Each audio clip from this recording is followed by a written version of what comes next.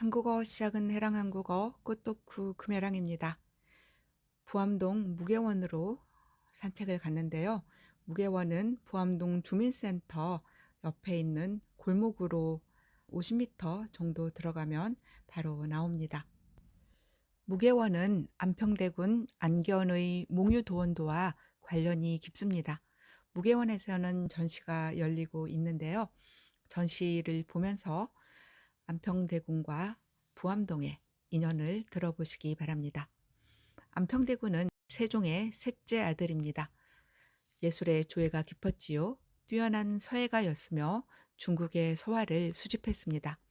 안평대군은 어느 봄날 박팽년, 최항, 신숙주 등과 함께 복사꽃이 핀 마을에 들어가 논일던 꿈을 꾸었고 자신의 꿈을 안견에게 그리게 했습니다. 안견은 조선뿐만 아니라 일본에까지 영향을 미친 조선 최고의 화가였습니다. 안견은 안평대군의 집에 머물며 중국 그림들을 통해 자신의 그림 세계를 구축할 수 있었습니다. 안견은 안평대군의 꿈, 도연명의 도화원기, 중국 북송의 화가 곽휘의 화풍을 바탕으로 3일 만에 그림을 완성했습니다. 안평대군은 안견이 그린 그림을 무척 마음에 들어했습니다. 그림에 몽유도원더라는 이름을 짓고 작품의 제작 과정을 밝혔습니다. 당대의 문장가 21명에게 찬시와 찬문을 부탁했습니다. 성상문, 박팽년, 신숙주, 박연, 김종서 등 문사들이 몽유도원도에 친필로 찬문을 남겼습니다. 몽유도원도는 시서화가 어우러진 독보적인 작품입니다. 안평대군이 소장했던 많은 문화재는 계유정난으로 안평대군이 비참한 죽음을 맞이한 후 흔적 없이 사라졌습니다. 몽유도원도 또한 임진왜란 이후 자취를 감추었고 지금은 덴리 대학이 소장하고 있습니다. 1947년에 몽유도원도를 살 수 있는 기회가 있었는데 한국은 그때 나라가 너무 가난하고 어수선해서 기회를 놓쳤습니다. 덴리 대학은 진품의 훼손을 막기 위해 다시는 몽유도원도를 공개하지 않겠다고 했습니다.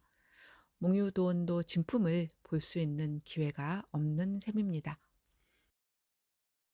안평대군은 몽유도원도가 1000년 넘게 보존되길 소망했습니다. 그림은 다행히 보존되었지만 우리 땅이 아닌 일본에 다시는 볼 수 없는 곳에 보관되어 있다니 아쉬울 뿐입니다. 안평대군은 몽유도원도를 그리게 한 4년 후 부암동에 무계정사라는 별장을 짓습니다. 무릉도원의 계곡과 비슷하다고 해서 무계정사라고 하였지요. 안평대군은 이곳에 무계정사를 지어 1만 권의 장서를 보관하고 선비들과 교조했습니다. 하지만 계유정난에 연루돼 35 나이에 비참한 죽음을 맞이하게 되지요. 반역자가 살았던 무계정사터에 집을 지을 수 없었고 조선시대 무계정사터는 폐허가 되었습니다.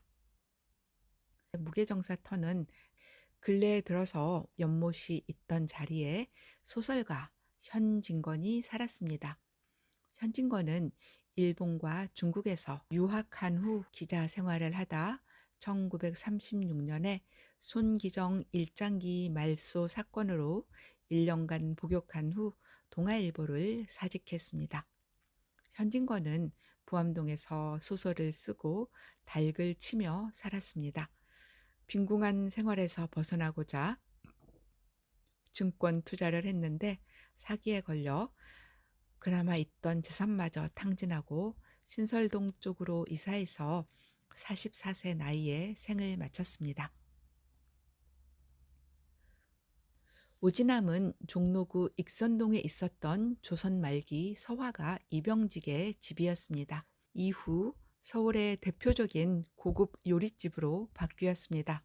7.4 남북 공동성명 논의를 했던 역사적인 장소이고 아름다운 한옥 건물이었습니다. 오지남 자리에 호텔이 들어서면서 오지남이 사라질 위기에 처하자 종로구 서울시 호텔 측에서 힘을 모아 부암동 무게정사가 있던 자리로 오지남을 옮겨와 무게원으로 완성했습니다. 지금 무게원이 있던 자리는 안평대군이 활쏘기를 하던 활터입니다. 무게정사라고 각자된 바위는 지금 볼 수 없습니다. 사유지가 되어 들어갈 수 없기 때문입니다. 최근에 무게원 별채가 완성되어 전시실로 활용되고 있습니다. 부암동에 오시면 무게원에 꼭 들러보시기 바랍니다.